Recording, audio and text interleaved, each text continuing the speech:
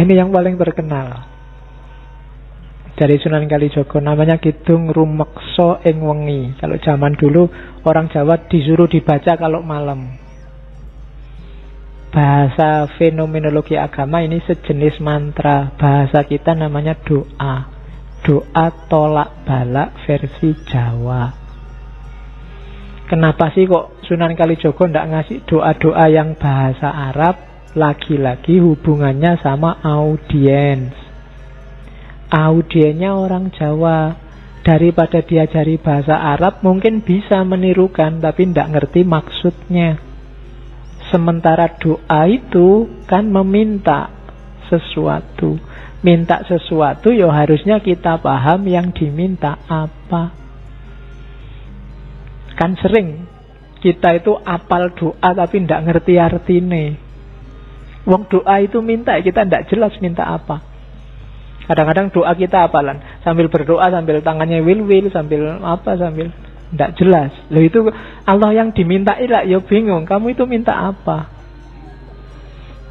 Maka Sunan Kalijaga ngasih versi Jawanya, namanya Kidung Rumeksa ing Wengi.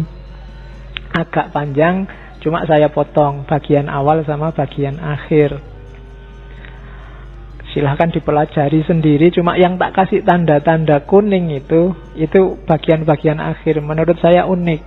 Nama-nama nabi dan sahabat yang disebut oleh Sunan Kalijaga dengan kualifikasinya masing-masing. Ini silahkan nanti, menurut saya kidung ini bisa kamu bikin tesis atau bahkan disertasi. Coba perhatikan itu ya, kita lihat sebentar. Otakku adalah sis, Nabi Sis. Bayangkan hubungannya apa Nabi Sis sama otak. Nabi Sis ini dikenal sebagai mbahnya tradisi yang oleh Syed Hussein Nasr disebut Saintia Sakra, manusia ilmu sakral. Sis dikenal sebagai manusia bijaksana yang pertama. Nabi Sis ini anaknya Nabi Adam yang keenam. Nabi Sis ini lahir sendirian. Nabi Adam itu anak pertama, kedua, ketiga, keempat, kelima itu kembar. Nabi Sis tok yang sendirian. Setelah itu yang ketujuh dan seterusnya kembar lagi. Itu Nabi Sis. Nanti di dalam Khazanah Jawa, Nabi Sis ini diceritakan beliaulah yang melahirkan orang-orang utama yang oleh tradisi kuno dikenal karena pinter, bapaknya pinter, anak-anaknya juga pinter, dikenal sebagai dewa-dewa. Nah, itu Nabi Sis. Terus pangucapku ya Musa. Kalau ini masuk akal. Musa kan dikenal sebagai kalimullah, teman ngobrolnya Allah. Maka kata-kataku ini kayak Musa. Nafasku Nabi Isa. Nah, ini masuk akal juga kan, Nabi Isa itu ruhullah. Tidak, Maryam melahirkan Isa tidak pakai suami, jadi langsung ruh Allah ditiupkan. Maka Nabi Isa dikenal sebagai ruhullah. Nabi Yakub pamiarsaning wang. Nabi Yakub pendengar, Nabi Daud jadi suara.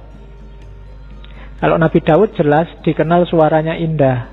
Kalau Nabi Yakub itu orang yang pada akhirnya nanti diceritakan buta tapi waskito.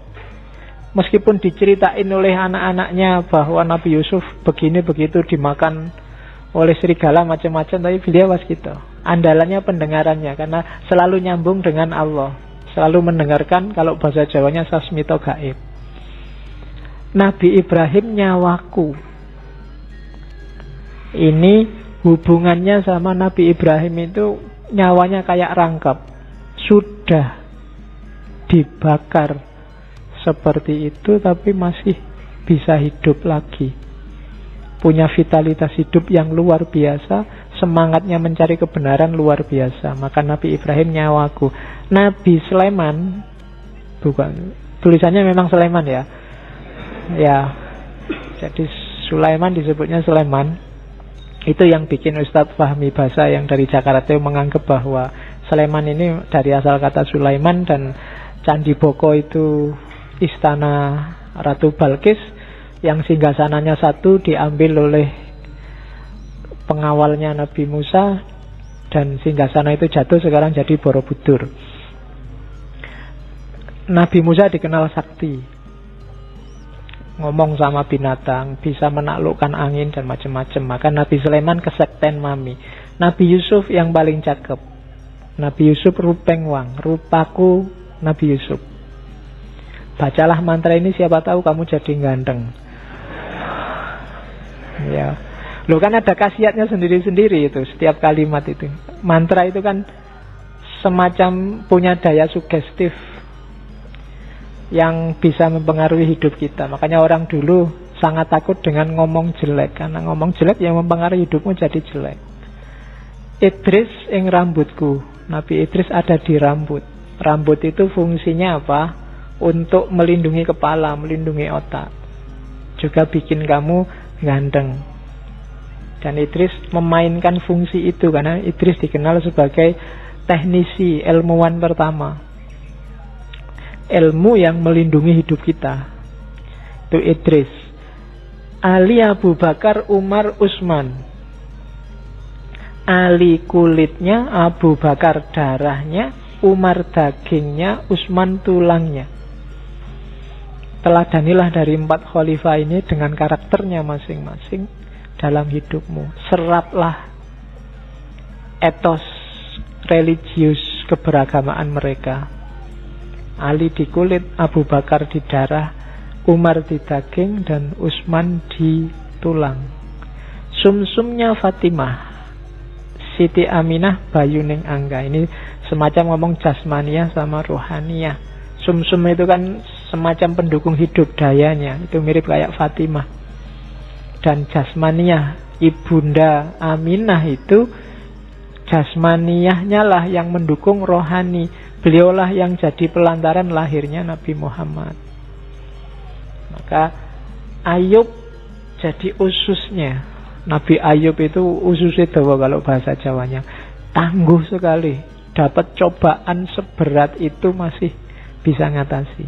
Maka Ayub ing ususku, Nabi Nuh ing jantungku. Nabi yang 900 tahun lebih dakwah dan tidak putus asa, sampai dikenain bencana banjir luar biasa, punya daya hidup yang luar biasa. Maka Nabi Nuh ada di jantungku. Nabi Yunus adalah ototku. Nabi Yunus punya kekuatan yang dahsyat untuk bertahan di dalam perutnya ikan. Itu maka Nabi Yunus dianggap manifestasi kekuatan jasmaniah ototnya. Terus mataku Muhammad Nabi, yang ngerti mana benar mana salah. Itu pedoman kita hanya Nabi Muhammad. Pamuluku Rasul. Ini agak dibedakan ya, Muhammad sama Rasul. Muhammad sebagai manusia dan Muhammad sebagai Rasul. Kalau sebagai Rasul, levelnya lebih tinggi dari manusia. Mereka yang bisa komunikasi langsung dengan Allah. Makanya Muhammad Rasulku, dan semuanya itu di bawah naungan Adam dan Hawa. Sumbernya manusia semua dari sana.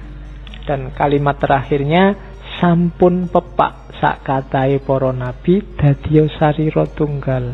Hidup kita, seraplah semua energi, semua kekuatan dari para nabi, para sahabat tadi, sehingga utuh dadiya sarira tunggal. Teladani mereka semua secara fisik, dan semangat energinya masukkan ke rohanimu.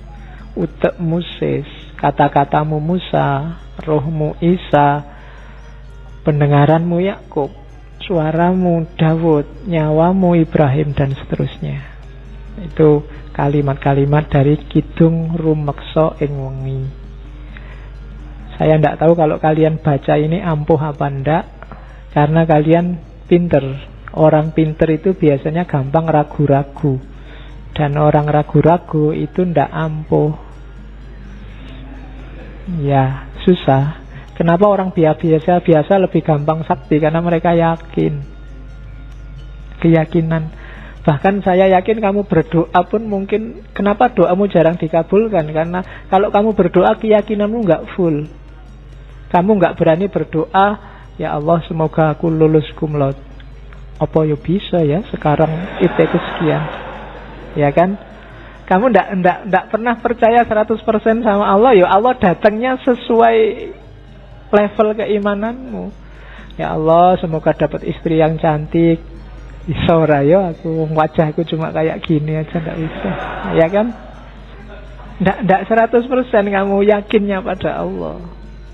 Kadang-kadang kamu berdoa, ya Allah rezeki yang lancar, istri yang cantik, kemudian hidup yang apa ya mungkin itu kabul. Kamu kan agak gimana, ya percaya sih Allah bisa mengabulkan, tapi keyakinanmu ndak full. Ya Allah datangnya ya sejauh yang kamu yakini. Kan Allah itu sudah terang-terangan bilang, ana inda dzanni abdi. Kamu nganggapnya aku bisa 100%, ya datang 100%. Kalau kamu masih setengah-setengah, ya enggak. Setengah-setengah. Oke. Ya Allah, semoga dapat istri sampai 4. Ketok susah ya. Ya sudah susah memang. Kamu sendiri nganggapnya susah kok. Ya Allah ndak akan datang. Ya kan? Oke, kalau kamu mantep yakin besok mesti istrinya 4. Nanti paling Allah jawabnya lah kok enak. Oke. Terus